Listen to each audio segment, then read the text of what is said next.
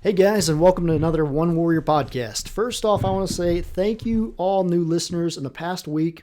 Since Chris Burns, my old college roommate, has been on the podcast, we've increased our listener base by about 250. So I want to thank you for all the new shares that you guys have put out there. And thank you for the new purchases on my book. I've noticed that has come through in the past week by tenfold. So I'm pretty impressed with that. And if you continue to keep sharing it, this thing will continue to grow. And I will continue to put out these episodes. That's the main motivating factor, is to get as many different topics out there as possible to help as many people as possible. And as you'll find out today, we have an interesting guest on. I've never done any topic like this, but I'd like to welcome to the show Kevin Riefers.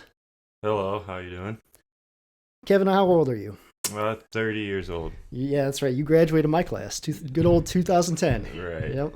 You've been around this area now too? You haven't left this area at all? No. Just been getting did you go to college at all down here at Northwest or no? Nope, just always been in the workforce. What do you do for a living? I work for a T&B Industrial. We sell golf carts and like industrial parts, like scrap down machines and then So you do the sales part of that. I kind of do the more tear down, the Oh, dirty tear work. down. Okay. Yeah. So you fix stuff up and whatnot. Yeah. How long have you been doing that? Almost a year. Okay. What were you doing before that? I was a mechanic at Jack Products. Okay. I see. Yep. Do you lift? No. You don't lift? No, I do not. No, don't exercise at all. No. That's interesting. I see this. I told you I was going to bring a variety of guests onto this show. People that lift, people that don't lift. It's more about telling their stories, more about how they can help people, and that's why I do the show.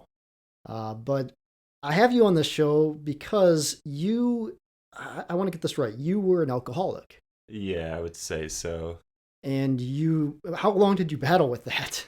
I mean, I probably started drinking when I was like 13, you know. Like, I mean, I remember the crazy parties we had at your place. I was over to a couple of I remember that, like, it was a party shed, wasn't it? Yeah, it was the a granary. The granary. That's what it was. I couldn't think of the name of it. That's what it was. And we had some pretty crazy times out there. Oh, yeah. And I mean, I had times at my house too. I think you were over there a couple times. Maybe. Hard to recall. With Logan and whatnot, and Seth. Friends and all that stuff. We had quite the time. So it kind of, alcohol was big in my life too. And I went through a phase where I wouldn't say I was an alcoholic, but I used to drink people under the table a lot. Oh, yeah. I was good at it. But I stopped doing that, and I just slowly got away from alcohol. I still drink every now and then, I'd have a glass of whiskey probably every other night. Well, hell, I have a whiskey table right there. But it's something that I got away from mainly after college. But in college, it came close where, everybody deals with that. Freshman 15, it's a common thing. So I brought Kevin on, though, because in the past couple episodes, I've noticed a trend. And the trend was with Dawson and Caleb when I had them on here. Dawson's parents were not very good parents, and one of the reasons was because of drugs and alcohol. And drugs and alcohol kind of eliminated his relationship with his parents. And then I had Chris on the podcast, and his dad also suffered with alcoholism. So I noticed there was this trend going on. I was like, okay, there's got to be somebody I can bring on that's conquered this battle against alcohol, because I'm a big believer in, if you're stuck in something, you look to others that have surpassed it, you follow their methods, and you get around to accomplish that tactic. And the best way to do that is to talk to somebody that has dealt with it. So you've dealt with alcoholism for how long? Like, how long have you been sober now? About a year and a half, honestly. So wow. So you're still in that beginning. Do you ever have temptations? I mean, yeah, you always have temptations for stuff. You know right. What I mean? And we'll get into that today, how he battles those later on. Basically, what we're going to be talking about today is Kevin's going to tell his story, his backstory, how this all helped, how alcohol tried to take him down, tried to defeat him. Then he's going to go into telling his story of how he beat the battle against alcohol. And then we're going to discuss methods that we can provide to our listeners to help if there's anybody out there, or maybe listeners have their parents that are maybe alcoholics or whatnot. The main thing is to just get this info out there to help as many people as possible. So we're going to take a little break. When we come back, Kevin will start off by telling his backstory, and we'll get to know Kevin a little bit more too. And we're back with Kevin Riefers. So Kevin, I'm going to hand this over to you. I'll probably be interrupting you throughout this because this podcast, we let things flow. It's kind of a discussion thing. There's no formal tactic to this. Just go on, tell your story. You can go about it. So, I mean, I always was drinking growing up, grew up in Freedom Township, as people say, and like we were just born with. All of us Yeah, were big drinkers back in the yeah, day. It was and normal. so I mean, I kept drinking, and then all the way through, I mean, I get off work, drink, and then pass out, hungover, go to work, just Just this endless cycle. yeah, Do just you think the work that you were doing kind of drove you into it? yeah, Okay, yeah, because of stresses and yeah, and then I mean, then other drugs came. I always smoked. I still smoke a little. But I mean, cocaine came in, and like, so wow. the party scene came, Yeah. then I got hooked. Yeah. I mean, I had an OVI. I mean, there's just a bunch. I mean, we can just, I but mean, it's a fascinating topic though because I feel like this is one that once you fall down the rabbit hole, you kind of just continue to fall worse and worse, yeah. and it doesn't get better. Like, when did you realize that you had a problem?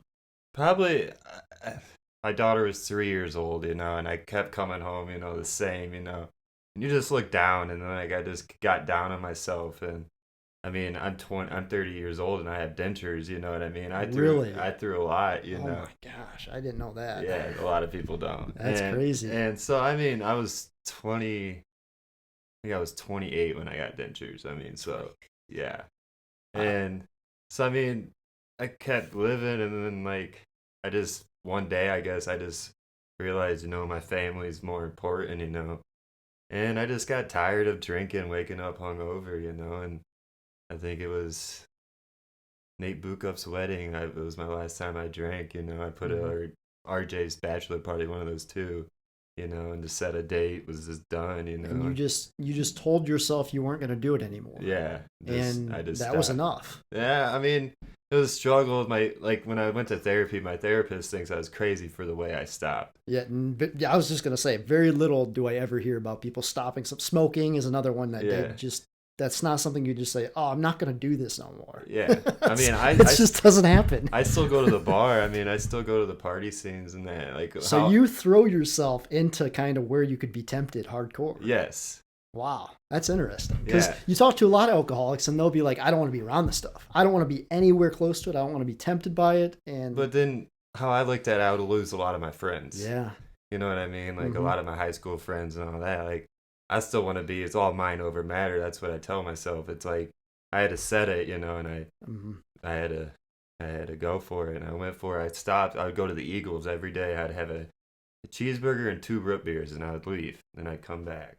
So you found other ways to cope.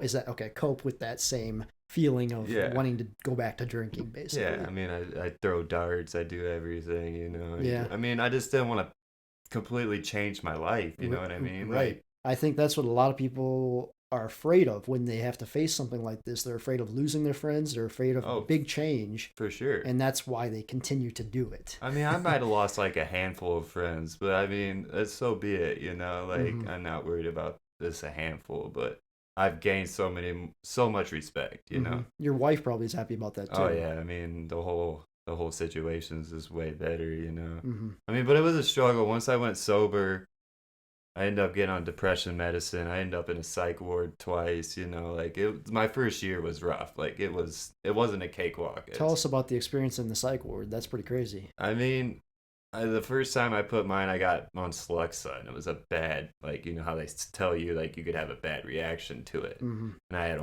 didn't trust myself to be alone, like, all that. So I finally looked at my fiance. I was like, I need to do something. Well, at least you had a support group there. Yes. There's a lot of people that do not have a family. They have to go through that alone. Yeah. And maybe that's one reason, too, that you succeeded in the way you did. Yeah.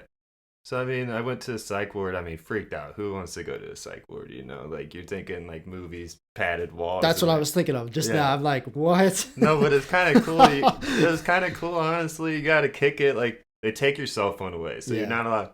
And you're only, like, they wake you up in the morning. Like, not, like, I mean, they don't, like.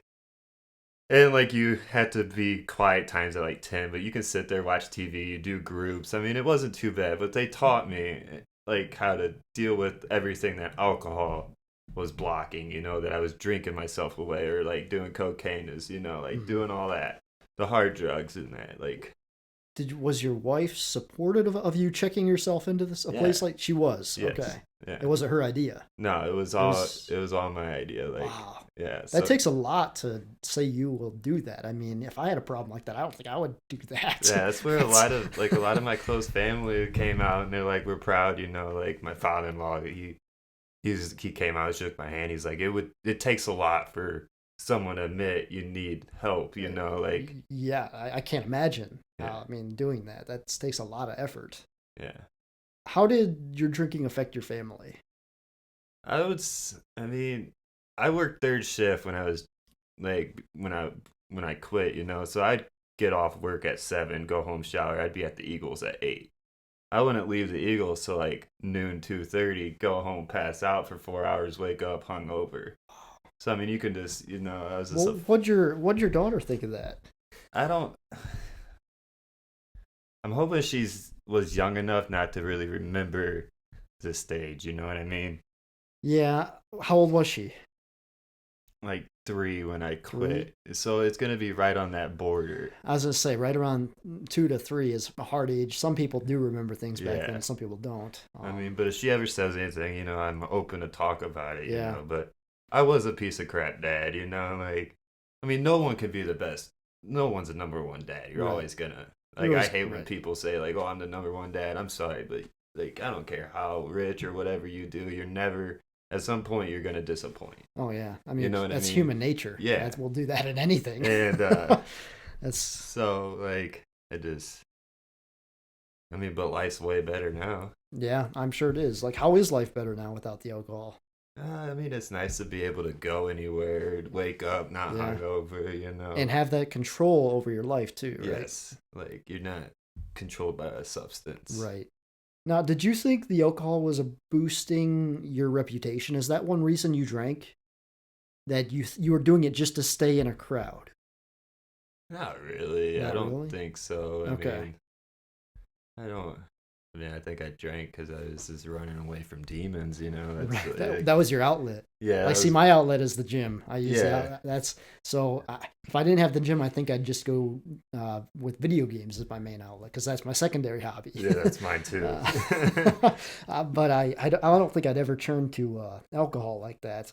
I use marijuana as like it helps with my anxiety. Dude, I smoke too, man. Yeah, I use it every night. It helps me sleep better. My listeners know I talk about the benefits of marijuana all the time. Yeah, I'm a big proponent of it. Oh, me too.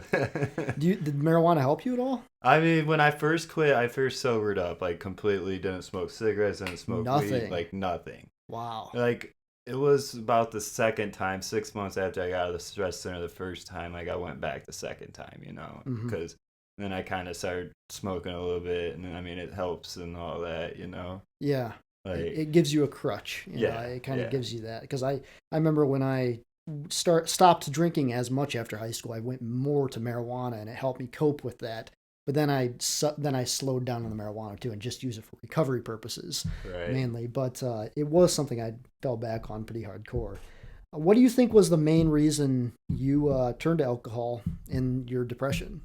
Because you went through a depression period, right? Yeah. Before alcohol. I mean, I think talk a little bit about that. I think I use alcohol to cover up my depression. The more I sober I get, and the more I've done therapy and all that, and I figured out myself, and it was all my depression, and I just cover it with alcohol. Like I always felt like I was a piece of crap at whatever I did. I just always was down on myself, like hardcore growing up. Always. Depression's a popular topic on here. I've talked about this with other guests too. How did depression hit you? Like, there's different stages of depression.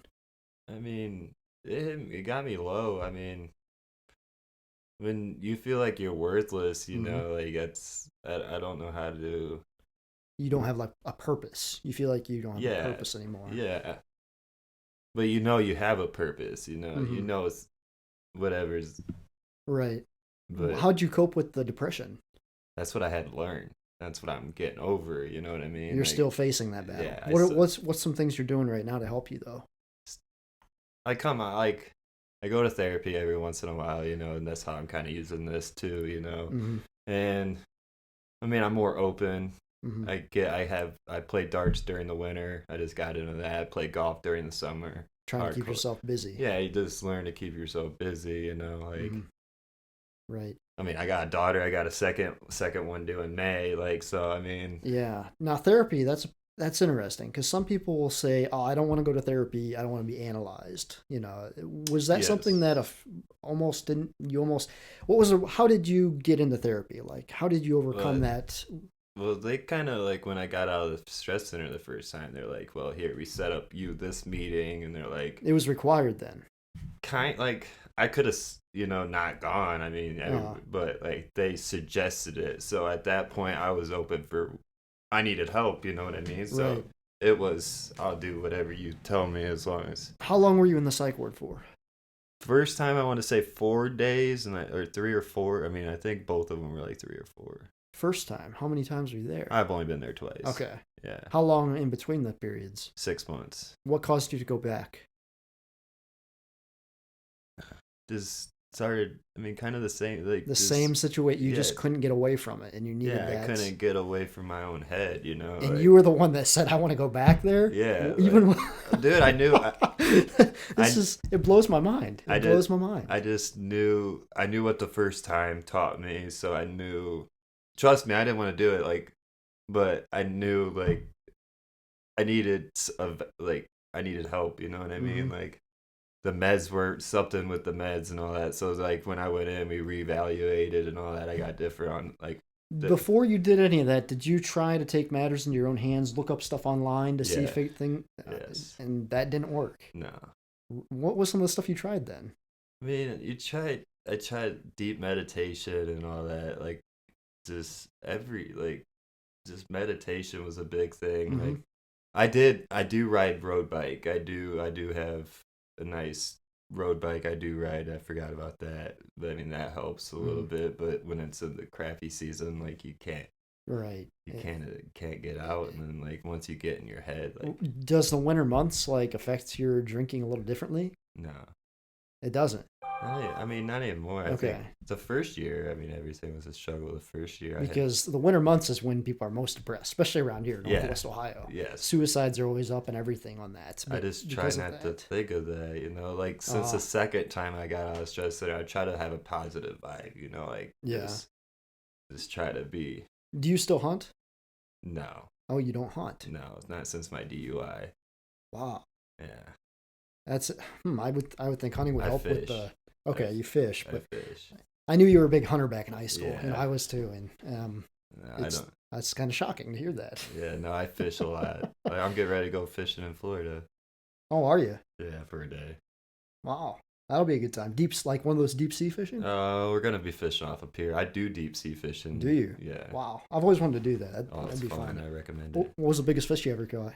I caught tuna, marlin, probably the wahoo. I caught. The wahoo. I heard Yeah. wahoo can get pretty big. Yeah, fast, like 60 mile an hour. Yeah. Actually, I Okay. don't know. How has your ambition increased after becoming sober toward things? Because I know this from talking to previous people that have suffered with alcohol and drugs, their ambition towards everything in life is just low. I mean, at first, yes, like Mhm. very low. That's what I had to kind of learn. I had to get back into the vibe. Like I had to learn. I had to learn myself again. Like Hmm. so. You had now my ambitions are better, but I'm telling like the first year after I got sober sucked. Like it just absolutely sucked. Like the worst time of my life. Hmm. Like it just. Did you use any tricks to help your ambition?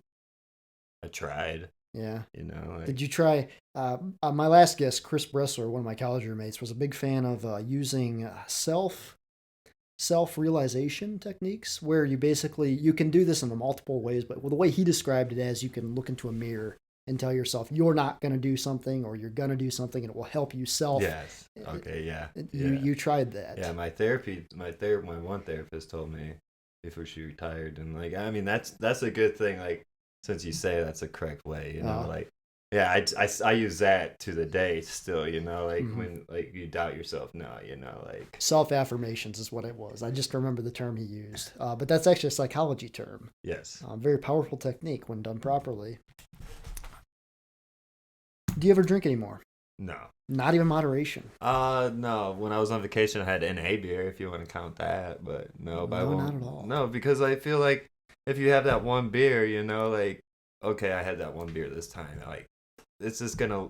that's how you start when you're a kid. You know, it's that first beer, then and it leads in. and it leads. That's what I'm afraid of. That's interesting because you say that to some people, and moderation helps them. Instead, because they allow themselves a little bit to kill the craving. See, no. See, it doesn't work that way with alcohol. See, when I started, I didn't want to stop. Okay. You know, if it wasn't a 12-pack, I didn't drink it. Mm-hmm. You know, because a 6-pack just made me laugh. You know, like I wanted that. Do you ever miss it? Miss the taste of beer? Not really. Really? I mean, not. Hearing Kevin Riefers say that, it blows my mind because I'm thinking back to high school and I'm like, what? Yeah. I mean, the more I enjoy life being sober. Like I tell people come up to me and be like, "Oh, I'm gonna become sober. I'm gonna, you know, after so like, you know, I'm just like, then do it. Like set a date, do it. Like I'm like, I'm telling you, you'll never be disappointed. I mean, like you look at life different. Have you helped other people? No, I want to say I'm No. hoping this, you know, like Yeah. I hope, you know, but Right. like what I can say is this mind over matter. It has to start with you. Mm-hmm. Like you can talk it. I quit drinking twice, and it took the second time to actually succeed. The first time was 6 months. What was the main thing what was the reason you failed the first time you tried to quit? I gave up. What caused you to give up? Because your mentality wouldn't have changed. We're all wired the same from birth to death. I just think I did. You know, I think my daughter the second time was That's my family life. I wanted a better family. At first, the first time I didn't really. You didn't have a daughter the first time. No. That probably was a huge thing. Yeah. Family aspect. Yeah. I didn't even think about that. So you don't drink anymore. Not at all. No moderation. No. Maybe an NA beer here and there, Mm-hmm. but that's when I go on vacation, you know what I mean? Right. I always tell myself, I mean, don't get me wrong, like a beer might sound good, you know, but like, yeah. I just don't think I've came this far. Like, why would I throw everything that I've struggled through for, you know, a year and a half and just throw it? I feel like if I fail, I fail. Yeah, true. That's a good way to look at it. Did you ever try fitness to help you? Not really. No. Not really. No. Because that's a popular outlet for a lot of people. That's what some people told me, but I tried lifting weights in high school with Tyler Costa and that. And like it lasts like 2 days with me and I'm gone. Like ADHD, it's not for everybody. I've told people that it's not for everybody. You have to have that niche. You have to have what was your niche that you went to then? Just like fishing and darts and just I don't really know. I guess, just a bunch of things. Yeah. I just try to keep more busy, you know. Mm-hmm. What was the breaking point that you had that led to your change? Knowing I was a piece of shit dad, you know what I mean? Like. But what was that moment like? Describe that moment, because we all have that moment that. Like you're so low, you know. Like you're letting a little one down. Like. Can you tell a story? Like maybe. I mean, when she come home and she's trying to wake you up and you're passed out on the couch or whatever, you know, and like you just shove her away and like it was because you're just drunk or hungover, you know, you just don't want to deal with it. Yeah. Like, and then you wake up and you realize like what you did and that when she's going to bed, all you're doing is walking up to the bar. While she's sleeping, you're just getting hammered, and while she's awake, you're just sleeping. Are you Christian at all? I grew up Lutheran, Christian. Okay, so you do have a Lutheran background. Yes. Lutheran background was my background too. Went to St. John's. Okay. That's over there by Gerald. Yeah. Okay. Did being a Christian help at all in this experience? I can't say so because I haven't gone to church, so you know what I mean. Well, I'm not even saying. I mean, church, like. Did you pray at all? Did you use power of prayer to help you? I guess, yeah. So did. you know, yeah. There's times I look up, you know what I mean. And Right. Yep. So you seeked professional help. You were the one that instigated that professional help. Yeah, I went all on myself. I did it, you know. And there was no family intervention. No one came up to me and says you have a problem with drinking, you know, or you need to go to the stress center. You need help. It was all just on you. All on me. That throws a wrench in a bunch of my shit because I had it planned out as I was thinking you were probably instigated from other people, you know, and then I'm thinking, wow, you did all this yourself. I mean, that takes a different level of discipline Oh yeah. Were you in the military at all? No. No military experience either. No. And Just you a had that crazy, power of discipline. Just a crazy redneck, you know. Just some crazy redneck. Hey, crazy rednecks are some of the smartest people I know, I think. I mean, I know a lot of them. And I've learned a lot from them. And so your family never called an intervention? Not one? Not one. Not one. That's fascinating. Yeah, that's why I tell you when I told my first therapist before she retired, you know, I told her the story the first time we met. She's just like, you're telling me you still go to the bar, you still hang out with the same friends, you still around drinking. I mean, I go on the river with my buddy on his boat and he'll get drunk as hell on the boat, and I'm just sitting there having a good old time, you know, just floating down the river with him, you know, just. It's your mind over matter, dude. Yeah, it's all mine. That's all I say, dude. I need to get it tattooed on me, like for real. That you should. That's powerful. Yeah. And it's interesting too, because my brother-in-law, let's see here, that was 2 or 3 years ago, was diagnosed with a very, very, what was the name of that cancer? It was some type of colon cancer, but it was a very serious colon cancer. And he had to have all kinds of surgeries, have some of his colon removed, go on chemotherapy. It was because of alcohol. He had drank a lot. And now he doesn't drink at all. Like no sips of beer, no sips of whiskey. I mean, he's a whiskey drinker. He used to be a whiskey drinker. And it's just, it blows my mind when I see him not even want to drink anything. Like we've been to some weddings and stuff, and he just always goes to something else. I was just at RJ's wedding, you know, in December, dude, and you know how many people I probably shocked with, like, you know, Kevin's gonna drink, dude. And I'm sure. I mean, I'm like just I sitting said, there having a good old time, still being me, but. You know, I smoked a couple of blunts at the wedding, but you know, I was allowed by the wedding. Right. But like, I mean, I still had a good old time. You know, like people are like, "Well, you're not really sober. You smoke." Well, like, no, my demon was drinking and cocaine. Like that was my demon. That's where I made all the stupid mistakes. Like, let's talk a little bit about cocaine, because that's unique around Napoleon, this area. Nowadays, maybe it's not so much. But when did you get into that? Probably like 2014, 15. 14 and 15. What caused you ever to want to try crack? Or coke? Coke, crack. I was at a same thing pretty much.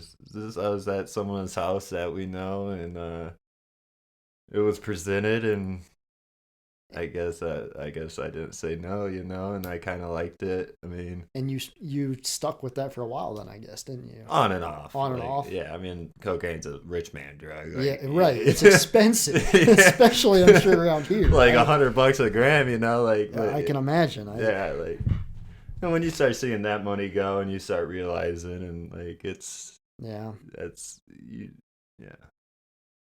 So let's talk about now. Let's discuss methods that we can recommend to our listeners, because some of our listeners probably do not have that mindset of yours. What's some methods you think that you could instigate to other people to help them out in this? Talk to. I think, like, you don't gotta go to a therapist. Find a good friend. Mm-hmm. I mean, I got a really good friend. Like, he's 10 years older than me, but like me and him could sit in my garage and we can talk. Like, I could talk to my, you know, my fiance and all. Communication is powerful. Yeah, it really is. If you just find an outlet, but like if you keep it trapped, I think a big problem is I kept everything trapped. Mm-hmm. Like I didn't want, you know. Like, I think a lot of people do. Yeah, like I myself, when I'm dealing with problems, I like to deal with things myself. Yeah, I don't like to talk about things with people.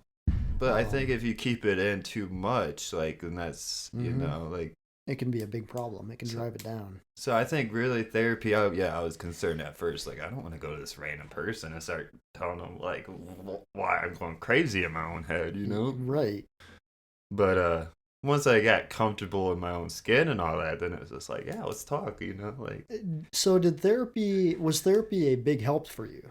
Yeah. It was. What were some of the techniques that they taught you in therapy? You set a lot of goals. Okay. Like, talk about that. How do you set goals? You set little goals, like, so you can just go out throughout the day and you know you can accomplish. Like, you want to wake up by 6 o'clock. You want to be at work by 7. You know what I mean? Because I really don't got a set time frame at work, so I set little goals and, like, you know, like. Do you set long-term goals as well? Yeah, more now since I'm figuring everything out. How far out do you set goals? I wouldn't, like. Maybe like a year? Yeah, so far, yeah. Okay. Because some people have problems when they set goals, how far to put out their bigger goals to get to them. And I always tell people to work backwards, figure out what they want to accomplish, and then work backwards, figuring out that next small goal to get to that one, that small one to get to that one, instead of thinking, oh, I want to be to this place, but I'm going to do this and this and this. Because what happens is people get discouraged. They end up breaking some, or they end up failing some of these goals, and then they get sidetracked, and then they fall off on this loop, and then they fall off on this loop, and they never get to that. That's why I say people should make a long-term goal and then set terms back. So one step back from that, one step back from that, because our minds think of things a little different when we read from back to front instead of front to back. That is true. That's a good way to. I never looked at it that way. I've helped several people with that. I like that. I like that. It's popular fitness-wise too. When you're trying to accomplish, like, say, I work with a lot of power lifters. Power guy wants to get like to a 500-pound squat. We work backwards from technique to get them there. Right. We don't just say, oh, you're going to get a 500-pound squat and then start them off with stuff. We work backwards first, and it's a powerful technique. But what's some other techniques your therapist showed you? Meditation was a big one. So I know quite a bit about meditation. And in my book, I wrote a whole chapter on it. What kind of meditation did you do? I just kind of like smoothing sounds and like lay in a dark room. And like I do it a lot to fall asleep, honestly. Like just smoothing sounds. Just like transcendental meditation? Yeah. I mean, I don't know where my phone is. Somewhere on me. But yeah, like I listen to this Yellow Brick Road or something at night, you know. And so you listen to stuff when you meditate. Yeah. Okay. And then sometimes I do sleep, you know. Right. That's more of a guided meditation than transcendental. Transcendental is pretty quiet. Like you're just in a quiet room, meditating, and you're thinking about, not really thinking about anything, but trying to focus on not so much nothing, because when you think of something, it'll throw you out of your meditation, but focusing on, it's hard to explain really, because you're not supposed to focus on anything, but at the same time, if things come and you're thinking about them, you're not supposed to get mad at yourself basically and think, oh, I didn't mean to think about that, because then that throws you off your meditation. Right, you're supposed to let things flow, your thoughts flow and whatnot. And that's where a lot of people get struggling in meditation, because they think, oh, my mind is always going all over. I'm thinking if I left the stove on, or all kinds of just weird ass things. And that's why a lot of people don't do meditation. But I'm also a big fan of meditation. Yeah, I like meditation. I mean, there ain't nothing better than a dark room, and then just laying there. In 2019, I experimented with it. I did 365 days straight of meditation, 20 minutes every day. And it was fascinating. What I found out at the end of that whole year doing that, 365 days straight, no breaks or anything. I did it for a full year.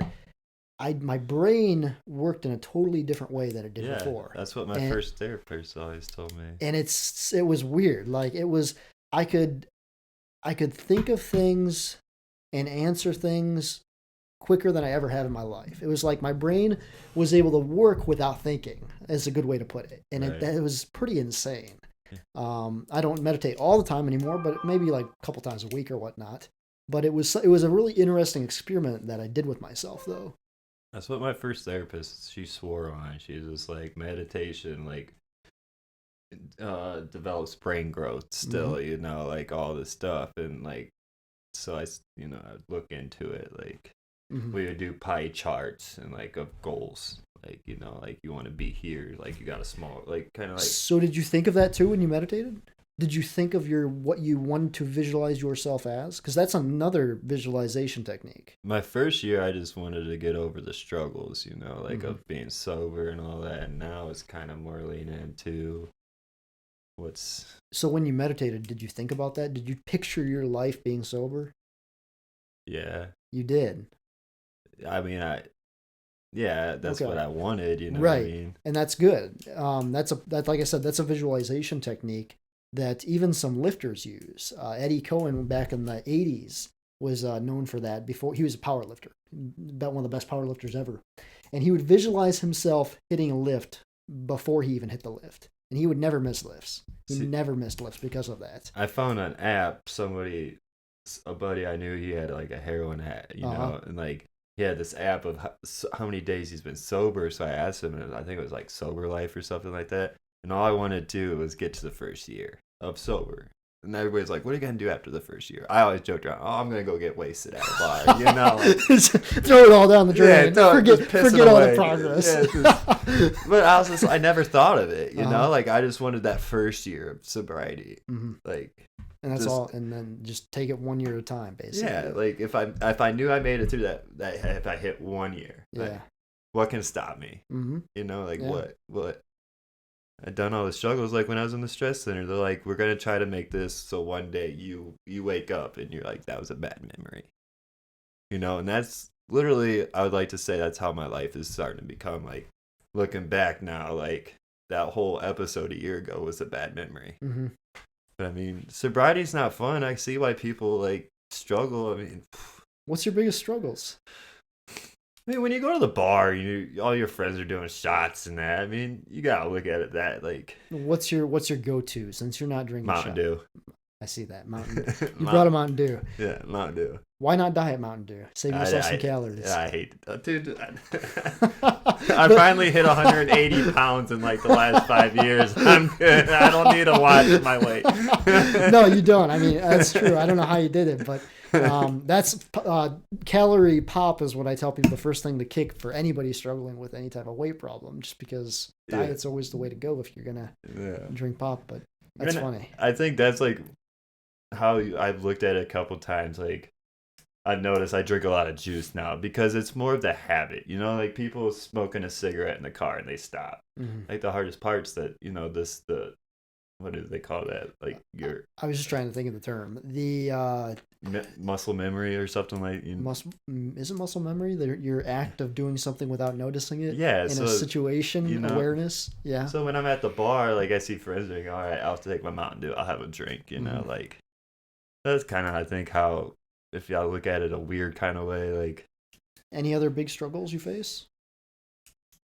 Not really. Do you use any apps to help you? Because there's apps for everything out there now. No, the only app I used to help me was to count how many days I've been sober. That's it. So then, like at that day, it's like, oh, I made it this far. Like, what do you think was the biggest helpful thing you did to help beat your addiction? Admitting you had a problem, and then seeking help. It's interesting. I mean, I think that's the right, you know what I mean? Like, yeah, that's. I don't think I could have done it if I didn't seek help or anything. You know, like, you have to realize you have a problem before you can address the said problem. Yes. So that makes sense. That was the biggest thing. What do you think the second biggest thing was? After you had a problem, after you knew you had a problem, what was the second biggest thing that you think contributed to your success? I was a shitty family. I had a shitty family. You know, I was a shitty dad. I was a shitty fiance. I mean, what about your family that you grew up in? Was there ever alcoholism in your family? I mean, my dad drank. You know, I mean, no one really. Was he an alcoholic? No, I mean he had beers after work, but I mean I think everybody did. Yes, yeah. I mean, it's Northwest Ohio. But he didn't do what I did and go to the bar after work. You know what I mean? Like I'd go to the bar, do shots and everything, get completely blacked out drunk every day. But I mean, when I drank, you could definitely tell there was a worse problem because I mean I was more like I was a firecracker, like I was snappy, like I'd just go off. You know, I was a hothead. Like, yeah, true. Did you have siblings that were drinkers at all? My brother was the calm one. My brother was the golden child, I would say. In the really? Group. Yeah, like I made him look good, you know. That's great. And your brother was your only sibling? Yes, correct. Wow. He was 3 years older than me. Huh. Or is 3 years older than me. Well, we're gonna take a quick break, but when we come back, we'll come back and we'll see what we missed on this topic. Like I said, I had some other questions, but they more dealt with the fact of getting help, you know, and the fact is that you got help focused on yourself. You know, you focused on yourself, and yourself is the one that led to your success. Yeah. So I'm gonna have to think about what we're gonna have to discuss next. And we are back. So I talked with Kevin over the break here to see where we wanted to go with this. And we came up with 4 different methods that you can take away from this podcast. If you are struggling with an addiction or you have people struggling with an addiction, you can bring them these 4 tactics and we'll just talk about each one and how you can go about it. So, like we said, the first tactic is talking. Knowing how to talk to people and talking about your problem, not being afraid to discuss your problem. I mean, pretty much you gotta build yourself up. I mean, Self-confidence. yeah, self-confidence, and then realizing this is, like, I was so scared to talk, but the more I realized talking. Was it a friend you talked to first, or a parent, or? Really, it was going to that stress center, honestly. Like, That was one of the first things you did. Yeah. You didn't talk to your mom or dad first, or somebody really close that you grew up with? I mean, my fiance and her parents, they knew kind of what was going on that day, but then when it all hit, I kind of just said, hey, I want to go. I want to. And then went to the ER at Fulton County, and then they're like, do you want to get admitted? And I was just like, yeah, I need help, like. That's insane. Why didn't you go to your parents? I was more scared. Like, I think it was a sign of weakness, but when were you scared of something your parents might say? Or, yeah, I mean, you were going to check yourself into a psych ward. Yeah, what's more terrifying than that? Yeah. I don't know them, you know what I mean? Like, that's how, right. Like, when I'd go out to parties, like, in Columbus and all that, I ain't going to see those people again, really? Like, what's the chances of you can go out and make an idiot of yourself? Right. Like, if I had a problem like that, I think I'd seek my parents' help first. Ask them, what they thought, and maybe use that to figure out where to go next. It was just what was going through my head. I was just scared to talk, honestly. So I knew, like, the medication, there was something wrong with, like, the medication I was on at that point. What medication were you on? Cytera or I forget. What kind of medicine is that? It was a depression medicine. Yeah, What was the side effects of that? Because I've heard terrifying side effects from depression medicine. You want to talk about, like, I didn't trust myself to be it was 3 days I had, like, and I was almost on a psych break. Like, I was totally on a psych break. Didn't trust myself to be alone. I didn't even trust myself to be with my own daughter, like. That's big. Yeah, like, it got scary. And like, it was the medication that caused that. Yeah, I mean, it could have been the only thing, like, really, like. It was the only thing you were on. Yeah, I went to the doctor after I got sober. I started, being sober, I started having depression and all that. So, like, I knew I needed something. So I kind of went to the doctor first. And then I got put on that medicine. And then, like, within the week, it was this. And on a Sunday, like, I couldn't deal with my old lady, or I call her old lady. I'll just. Your wife? Yeah, her fiance. Like, we've been together 8 years, engaged 5 or something like that. And so she was going to her parents, and I woke up, and she just left. And I called her, I'm freaking out, like, crying. I was like, I don't trust myself. Like, I wanted to hang myself from my stairway, Wow. And so she kind of told her parents, like, hey, this is, and then her mom and my daughter and her went out shopping. Her dad stayed. I couldn't sleep, woke up, like, out on their back porch, just bawling, and kind of told her mom, and I was just like, I think I need help. And she's just like, so I mean, my mom knew. I called my mom. My mom was on her way to take me to the hospital. Then Bailey's was like, I'll take you. Whose decision was it to get off the medicine? At that point, I knew I had to. So it was your decision too. Yep. Nope. So I had to go to the stress center because they were the only ones that were going to be able to make the call to getting off the medication. Did you use try any natural supplement to help you? Because niacin has been proven, and I've used that for me personally when I struggle with depression and whatnot. High doses of niacin. That worked. At that time, I was just wanted to stay sober, and I just Now more, I kind of want to get off the medication I'm on, and I do want to find, like, a natural way. Yeah, niacin. Yeah. Take a B complex is a good way to go about it. It's like a super B complex, but niacin is what you should be looking for. Right. Yep. And it's water soluble too, meaning that if you take it too much, you'll just piss it out, basically. Right. So it's not a fat soluble. It's not so fat soluble vitamins get stored in the body, and they can build up over time and build up a toxicity. But water soluble, they just pass through. So niacin's one of those you can just kind of take as much as you kind of need to and experiment with it. I did not know that. But yeah, I mean, that was it. Like, it was rough. Like, and then the whole thing was this not trust. And, like, I haven't really came out about the whole, like, not trusting myself with my daughter. I didn't want to be around, like, any kids or anything. And, like, and that devastated me. You know what I mean? Like, and at that point, I knew his medication was messing with your mindset. Yeah. It just had you rewired. Yeah, dude, it was just horrible. So, I mean, talking and then coming out is And that medicine was called Sacra Cytera or something. Cytera. I forget what it was. So if you're taking Cytera and you're listening to this, get off of it. I'm recommending that. Next one, though, on this list, so our first one was talking. Second tactic you can try is meditation. Meditation, whether it be visual or transcendental, or the guided is more what you were talking about, a guided meditation. Any type of meditation in general. You could, if you don't know how to meditate, basically you can learn anything on YouTube. Yeah. To learn the basics. Do you have any techniques that people could use? I kind of like either, like I said, I'll listen to something, like, or I mean, if I find a nice cooling, I'll just sit there and just close my eyes and just kind of just let everything go for a while. Like, I think that's how long do you think you'd try meditating if you're just getting into it? 5-10 minutes, like, yeah, 5-10. Because that's how long at first, like, that's how long, because I would get bored. But a lot of people do. That's why a lot of people don't do meditation, and then once they get bored. And then like you say, you did it for a whole year, and then you could realize your mind is completely different. It's just, it is. And when I first started, I only started out with like first couple weeks I only did 5 minutes a day. The next couple I did 10, and I upped it to then 15 after the next month. And then I think it was 3 months and I was at 20 minutes, and I kept it at 20 minutes for the rest of the year.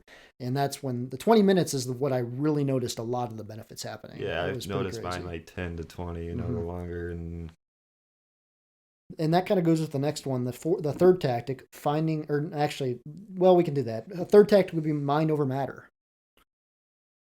Meditation can help build your mind over matter. Yeah. And then, I mean, you got to be ready. Like, I had to admit, like we had talked about it. Like, I look at it like, if you're not ready, you're not, like, if your mind is not set to be like, I really want to do this, you got to put a step forward.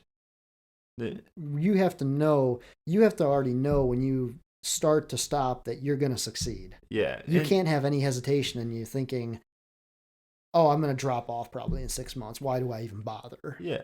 Well, I mean, I kind of had fun with it. Like, let's see how long we could go. And like, the more I'd be like, then like, that's when the whole, but. So you came up with like a challenge. You made it a challenge for yourself. Yeah. I mean, you have to have fun with it. Yeah. Like, oh yeah, for sure. Anytime you struggle with something big, you got to have fun with it to get through it. And I mean, and if you have a crappy mindset, like, you ain't going to do it. So you have to change your whole mind. Like, and that's why I say it's mind over matter. The more I get used to it, the better. And I've noticed I have a positive attitude on life. Like, when you have a shitty attitude on life, like, like, I talk about it a lot, but it's called the glass half full mentality. Yeah. And, thinking on the positive side of things, it can help you get through those tough situations. Yes. And I mean, I think that's the one I say. And I mean, it starts with you. It starts with you. And I mean, I've had people push the Bible on me, like, oh, you need to go to church. Like, my doctor's was like, you go to church. I haven't gone to a church sermon since high school. I could probably. I haven't gone to a church sermon since beginning of COVID. Oh, really? I sometimes watch them on Sunday on YouTube. My mom works at a church, and I sometimes watch their service on Sundays. Oh, nice. But I barely ever go to church anymore. I don't even like the word religion anymore. I like the word. I like classifying myself as a Christ follower. I follow Christ, and I don't like to diversify myself. Oh, I'm a Lutheran. I'm a Baptist. I'm a believer. That's what I said. I'm a believer. Exactly. And that's why I had a few guests too on the podcast, Dave Flerkowski a few weeks ago, and he was the one that really instilled that too. He's also a Christ follower. He doesn't want to say, oh, I'm this religion and this, because even when Jesus walked this earth, he didn't like religions. He didn't classify himself as religious. Religions is what drove him crazy. It was him. He came to rid that whole mentality of people diversifying themselves into groups. He just wanted people to follow him. Because he is the way. Yes. And that's something I like to talk about, because a lot of people think, oh, this guy's just a religious nutcrack. No, I'm a Christ follower, and I'd like to bring other people to Christ if I can. Yes. And the last tactic here is finding an outlet. You need to have an outlet whenever you come across a temptation, you have to have an outlet to go to get yourself through that. Correct. And like, I found darts is a good one. I figured out golfing is a good, just something to keep you busy so you're just not sitting there.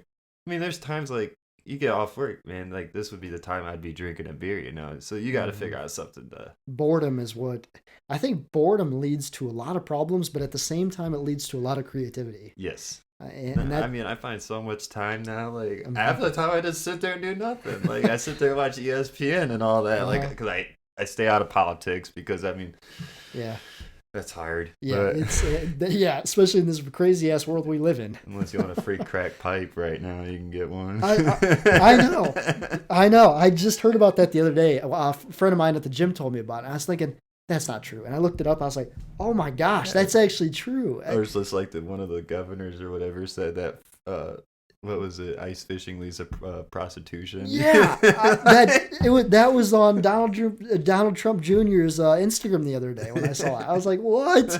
This administration, is this like a dream or something? Like, so our world is just like, it's just a nutcase. So I stay out of that. You know? What do you think the world's going to be like in 50 years from now? Oh, I don't even want to know. I'm scared. Like, honestly, like, when I was going through all that, like, my biggest fear is my kids. Mm-hmm. You know, like, after we go, what do you think? Like, man, I've talked about it before. I've asked this question to a few of my guests. It's scary. It is, and I don't even know if it's going to be around. You know, 50 years is a long time from now, and there's a lot of shit that there's stuff going on now that I can't even imagine. Like if I was younger and they said, oh, in the future,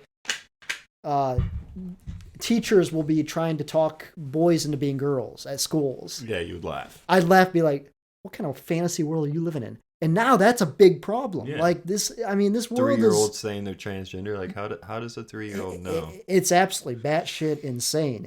This world is just falling apart. I mean, I love it, but I mean, yeah, it's just. I mean, at first, like COVID. This is. Yeah. So, I mean, like, the time I went sober was a hard time to go sober. You did it through COVID, didn't you? Like, kind of.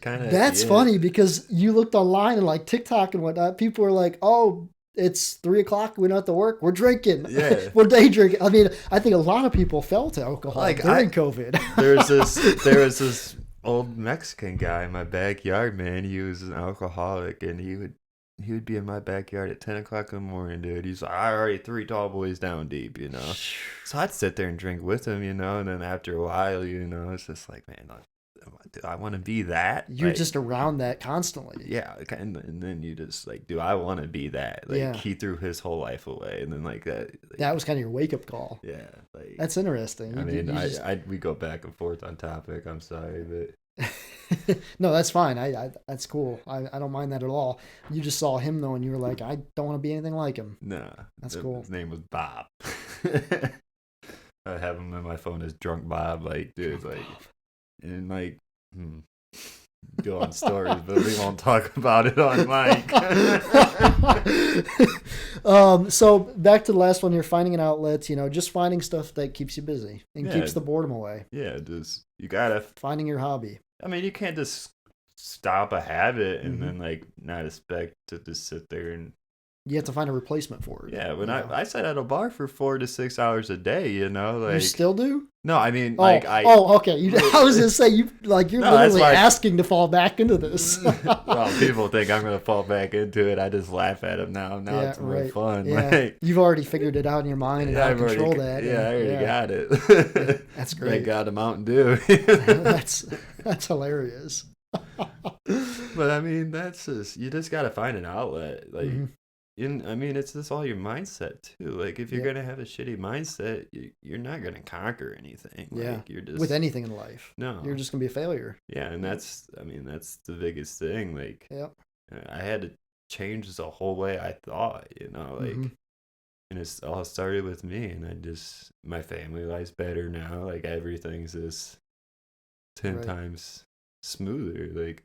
Now looking back, I wish I never had my first drink. Like, I wish I could do that. Like, we had some cool parties though. Thank goodness you were a drinker. People still talk about the parties I would have. You know, like people like I'll go to the bar and people be like, man, like you know, like this. No, I'm cool. Like I bought Dustin Sweeney, his wife, and I forget who else some shots the other night. They're like, "You're gonna buy us shots?" And I was like, "Nah, I'm cool." I'm like, "I'm good, man." I was like, "I haven't bought a shot in so long." I'm like, "Here, like, here's a shot." Are you like the designated driver when you guys go out? When we play darts and that, and we go to different bars, I'll be like, "Hey guys, I'll drive." Uh-huh. Like, why not? Like, I ain't gonna like. That's stupid. Why would I ride passenger while my buddy drives drunk? Right, yeah. It's just dumb. Like, And Dave Flerkowski, he was on a few weeks ago, and he doesn't drink at all either. And he was like, some of the best stories I have are from driving my drunk friends around. like, I went to BG Tractor Pulls this year. First, big drunk fest, Oh, yeah. And I did that sober, dude. I did that, didn't drink or anything. I mean, I smoked a little bit of weed with the next camper, dude, but, like, we had a good time. But, like, you want to, oh, my God, like, so much better sober. Like, life is great sober. Like, that's great. We're going to take a quick break, but when we come back, we'll wrap this podcast up with a few signature questions. And we are back. So, Kevin, I like to ask all my guests a couple signature questions to this podcast. The first one is, what is 3 warrior tips that you have that you can pass on to our fellow warrior listeners? These can be about anything, just any way they could help them along life. Confidence. I mean, having confidence, self-confidence. Yeah, I mean, you have to have self-confidence. Yep. That's a key to a lot of things in life. Yeah. Strength. I mean, and okay, me being a lifter, I think of weights, but what do you perpetrate strength with, since you're not a lifter per se? Your mind. I mean, your mind. The strength of your mind. Yeah. Mind strength. Mental fortitude. Yeah, you gotta beat the demons. I mean, you can't. It's like you could. I mean, it's the devil. Like you gotta just. You gotta stay stronger and all that. Then if you let your mind just take over, that's what I had to do. Like, right. So you gotta build your strength. You know, like. All right. What's the third one you got for us, Kevin?